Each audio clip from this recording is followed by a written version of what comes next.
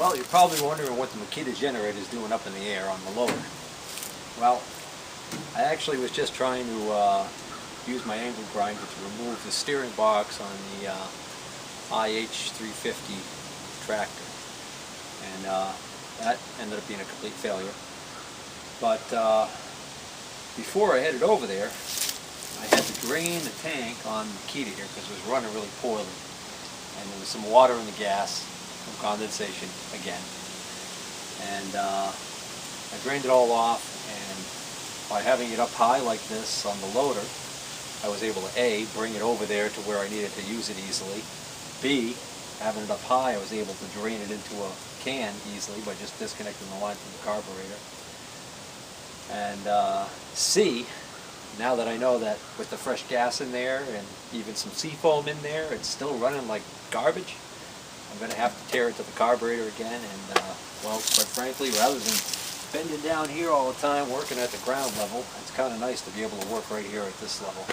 Kind of like the equivalent of having one of those platforms that raises your ATV up off the ground or motorcycle up off the ground. So anyway, without further ado,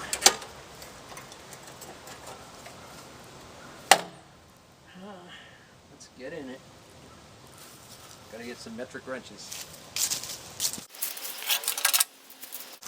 Now I've used this generator, or at least started it up and exercised it a few times since I finished this whole project of this generator a while ago. And even after I did all that work on the carburetor, I got it running well enough, but it was never really 100% right. Part of that problem was because I've got some springs up here they've got corrosion, and so they don't have the proper tension on the governor linkage assembly, and I just also was never satisfied with, completely satisfied that I had the carburetor working as well as it should. That being said, it worked well enough. Now it's just doggone awful. It won't stay running at high RPM unless I have the choke partially closed, and it won't idle at all. Classic symptoms of clogged jets in the carburetor. And being that I had water in there, I'm not surprised at all that it's not that it's got issues. And I've got a feeling what I'm going to probably end up finding in there is I'm probably going to end up finding that there was water sitting in the bottom of the carburetor bowl, and that caused some corrosion, and that corrosion ended up causing some little flakes of rust to be in the bottom of that bowl that got picked up and sucked right into those jets. So, being that it's almost November, I need to make sure that this thing has good fresh gas with fuel stabilizer in it, and that it's running properly, so that when I put it to sleep, if I have to wake it up in January or February, it'll actually work. And I forgot what I need. I need a screwdriver to get that linkage disconnected. Oh, wait a minute.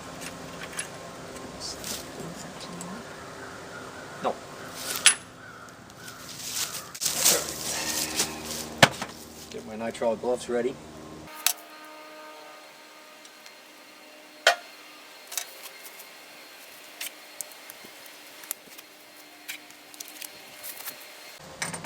Gas off.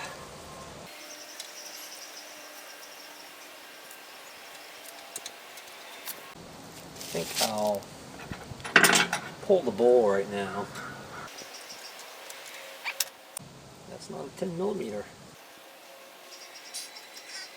It appears to be a badly damaged 9mm.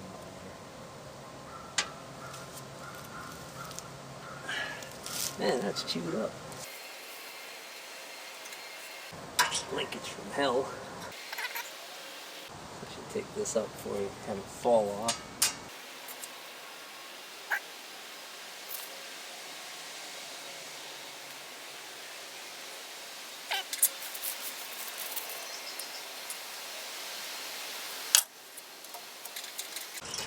Now I just turned that.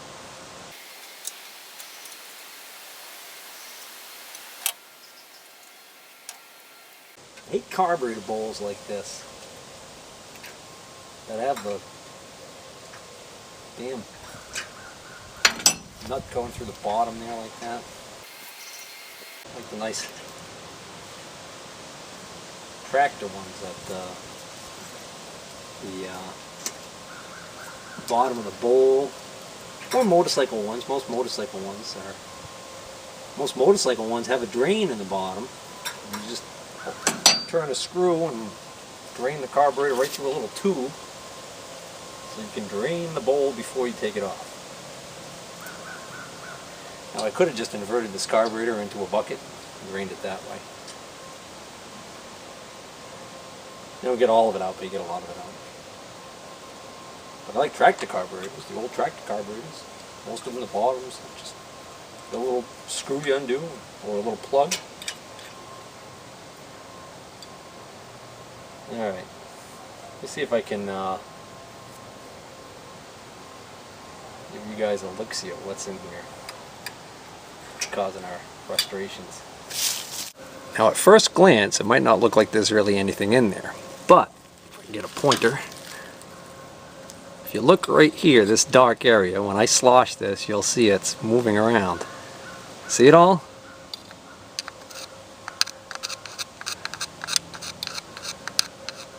Oop. See it? I just took it all out of there. And so that grayish looking gasoline has got all these, there it is right there. See it? It's a pile of impurities. Some good sized chunks there too. See that stuff right there?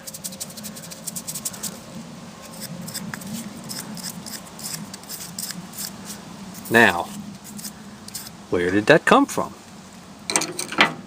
Unfortunately, I probably have corrosion on the inside of my tank. You see, this bowl is aluminum, and when you get the white crusty stuff in there, that's corrosion of the bowl from water sitting in the bottom of it. When you get the red crusty stuff like that, that's usually corrosion from the inside of your steel tank. We've got the big steel tank up here, okay? And what happens is, because it's not topped off all the time, there's an airspace in there. So ideally you want to keep this topped off as full as, as much as possible. In that airspace, what happens is, in the normal course of events, you get condensation in there. And the condensation rusts the inside of the tank. That condensation also ends up in the gas, settles to the bottom of the tank because water is heavier than gas. So you get a thin layer of water on the bottom in contact with the tank, and you get problems. Well, just checked and I can't find any carburetor cleaner. Thought I had a can of it around here somewhere, but I must have plumb run out. Anyways, I was going to take the carburetor cleaner, take the little straw, stick it up through the jets there, and give it some blasts, put it back together, and probably find out what I usually find out when I do that, which is, it doesn't work. I've almost never experienced that work. So, go with plan B, which is to take out these little tiny pieces. That one's clear. Luckily this hasn't been apart that long ago. Probably, well, actually maybe 2 years ago. Like I said, it hasn't been sitting in this poor state of affairs that long. Not long enough for this stuff to rust. Nope. I think we got a winner. That puppy there looks partially clogged.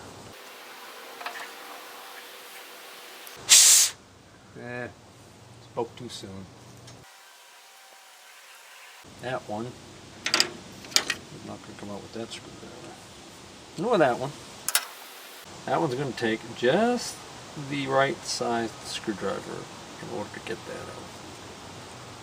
Might not take that one out at all though. I usually find it's these other orifices that get clogged. See that one there that's got like the gum residue right on it? Let's see what I do have that I can squirt through there.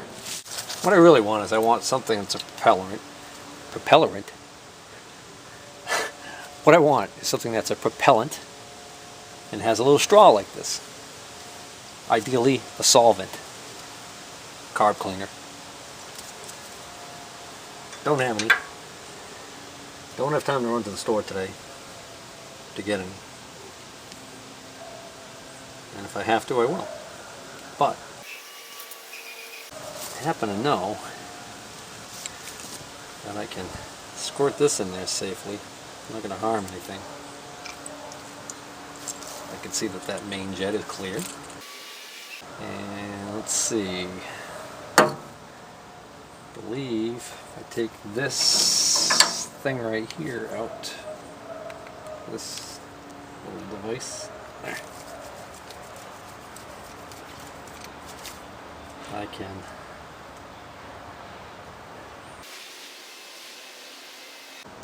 clear that one out in a minute. Ooh. One is I can go right through here.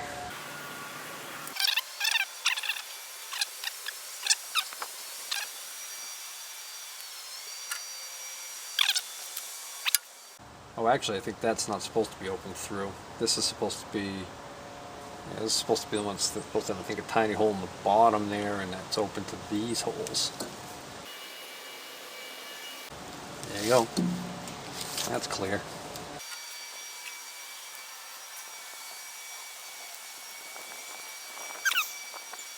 And when I took that one out in the middle, I made sure I put it in a different spot than this one because I think they are interchangeable. And I don't mean like you can interchange them, or I don't know, maybe you can, but I'm not sure. What I mean to say is I think this one will screw in there and vice versa. So if they're different, you could inadvertently, very easily, mix the two of them up. Let's give the bowl a blast. It's actually looking pretty clean already. Now, if memory serves me, this bowl, unlike some bowls, does not care. Some bowls have a flat in it and you have to make sure that it corresponds with where the float is. This bowl, I don't think it really cares which way you put it in. Just shoot that and see what happens.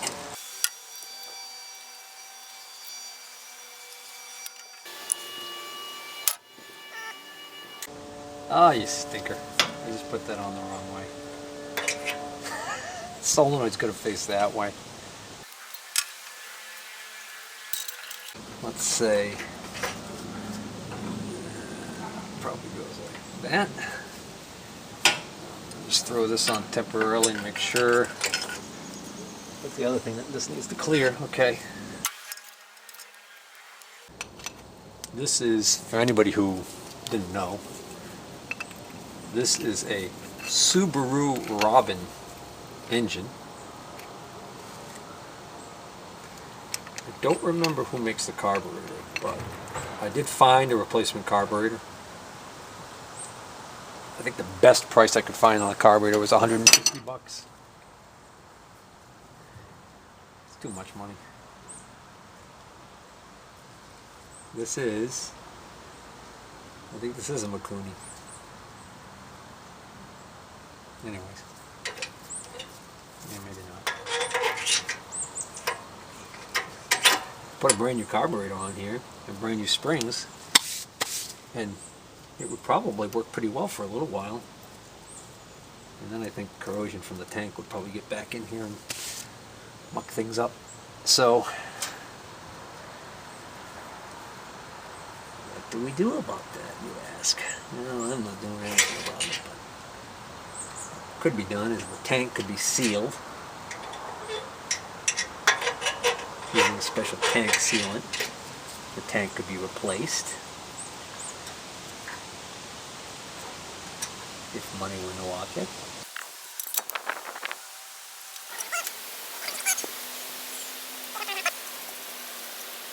what? There's a small bolt missing right here. I must have forgot to put that in last time I put this together. How do you like them apples?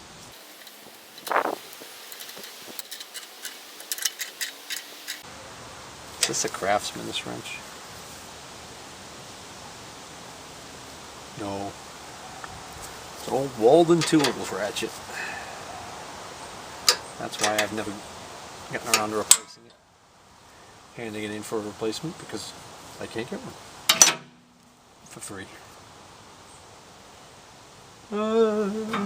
Choke.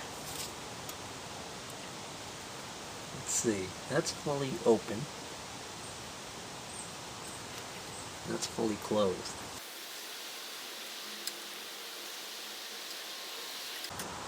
Closed. Open. Fuel line. Fuel on.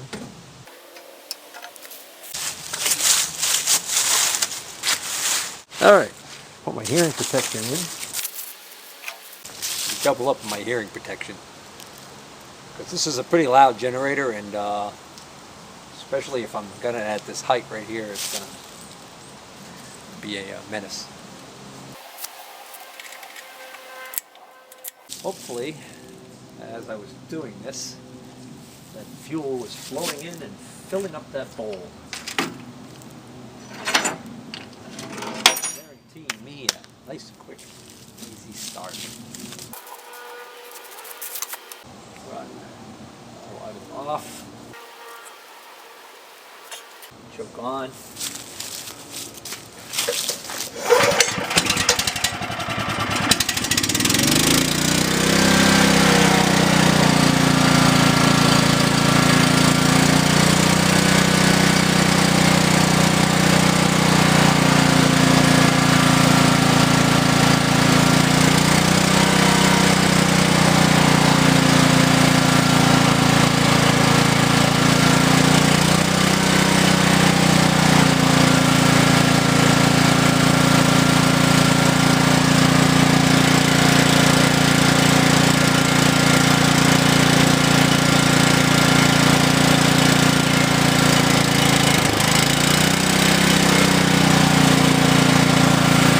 Choke's acting the way it should. If the choke all the way open and it's running, if I try and close the choke, it sputters.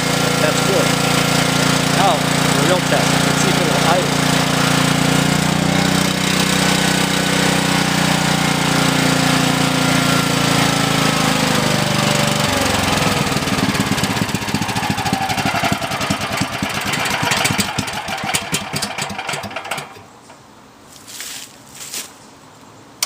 Not quite. Let's see if it'll restart with the choke open.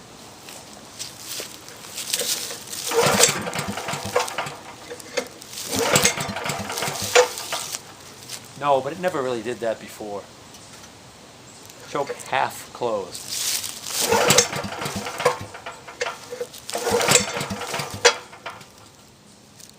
Choke fully closed.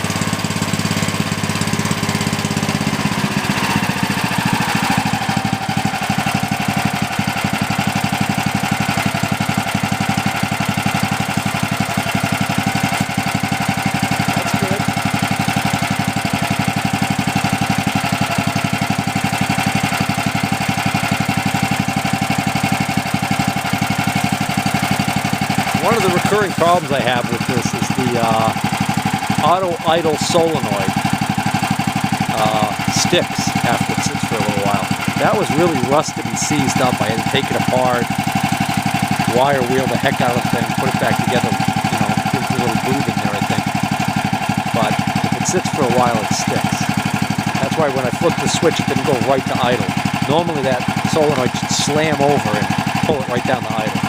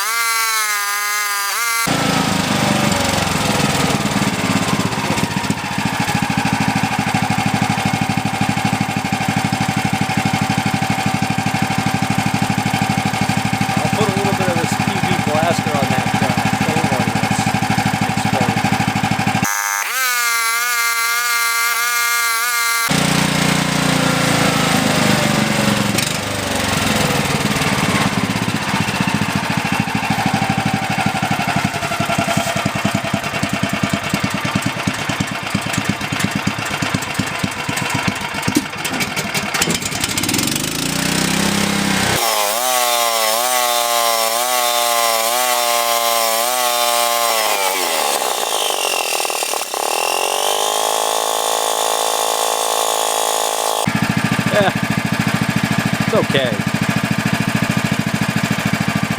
Not as good as it should be.